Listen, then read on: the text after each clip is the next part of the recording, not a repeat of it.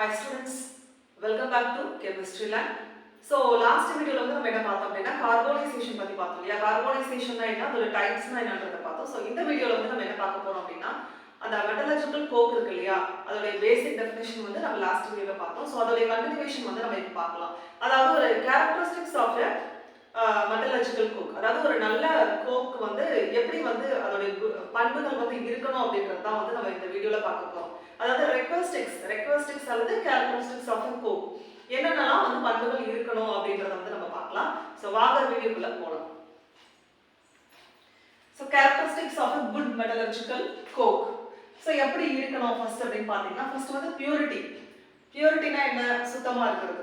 So அப்போ கோக்ல அந்த purity எப்படி இருக்கணும் அப்படின்னு பார்த்தீங்கன்னா, moisture and ash reduces the calorific value. இப்போ மாய்ஸ்சர் தான் ஈரப்பதம், ஆஷ்னா உங்களுக்கு தெரியும் சாம்பல். ஸோ இது ரெண்டுமே கோக்ல இருந்தது அப்படின்னா அது என்ன பண்ணும் அப்படின்னா கலோரிஃபிக் வேல்யூ ரெடியூஸ் பண்ணும். கலோரிஃபிக் வேல்யூனா நான் ஏற்கனவே சொல்லியிருக்கேன், அந்த ஹீட் எனர்ஜி ப்ரொடியூஸ் ஆகுது இல்லையா, அதுதான் கலோரிஃபிக் வேல்யூன்றதை நான் சொல்லியிருந்தேன் ஏற்கனவே. ஸோ அப்போ மாய்ஸ்சர் ஈரப்பதமும் ஆஷ் சாம்பல். ஸோ அது இருந்தது அப்படின்னா அது கலோரிஃபிக் வேல்யூ என்ன பண்ணும், குறைச்சிடும். ஓகேவா? அதே மாதிரி சல்ஃபர் அண்ட் பாஸ்பரஸ் கண்டென்ட்ஸ் இருந்தது அப்படின்னா இந்த மெட்டலை அது என்ன பண்ணும் அப்படின்னா கண்டாமினேட் பண்ணும்.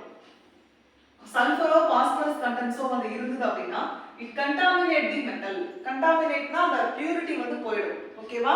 ஸோ கண்டாமினேட்னா சுத்தமா இல்லாம அந்த மெட்டலை ஸ்பாயில் பண்ணும். ஸோ அப்போ பியூரிட்டி பார்க்கும்போது மாய்ஸ்சரோ ஆஷோ இருந்தது அப்படின்னா அது என்ன பண்ணும், கலோரிஃபிக் வேல்யூவை ரெடியூஸ் பண்ணும். சல்ஃபரோ பாஸ்பரஸ் கண்டென்ட்ஸோ இருந்தது அப்படின்னா அது மெட்டலை கண்டாமினேட் பண்ணிடும். ஓகேவா? அது பியூரிட்டி. போரோசிட்டி. போரோசிட்டினா அந்த ஹோல்ஸ் இருக்குது. So it should be highly porous. So holes இருக்கணும். It should be highly porous. ஏன் அப்படின்னா அப்பதான் என்ன பண்ணும், ஆக்சிஜனோட கான்டாக்ட் பண்ணும். அதுக்கப்புறம் combustion will be complete and uniform. கம்பஷன்ன்றது என்னது, பர்னிங் ப்ராசஸ்.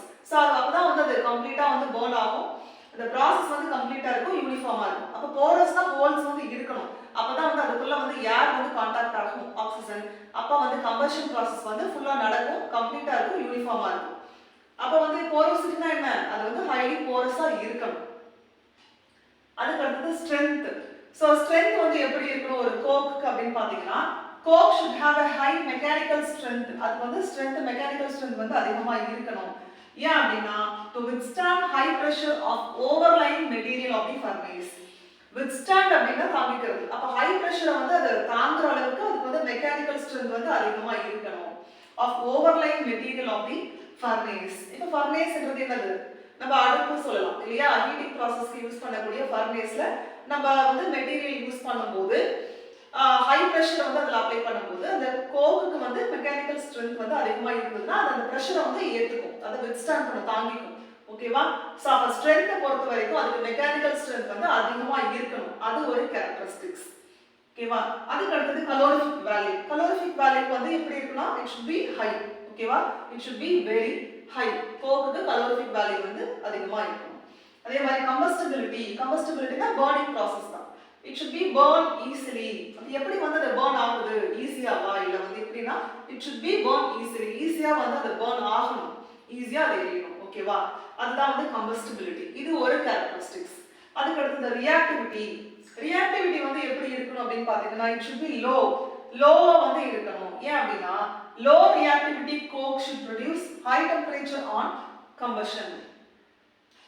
இப்போ burning process நடக்கும்போது low reactivity cokes high temperature produce பண்ணும். சோ அதனால அதனுடைய reactivity லோவா இருக்கணும். அது ஒரு characteristics. Okay? Low reactivity coke should produce high temperature on combustion.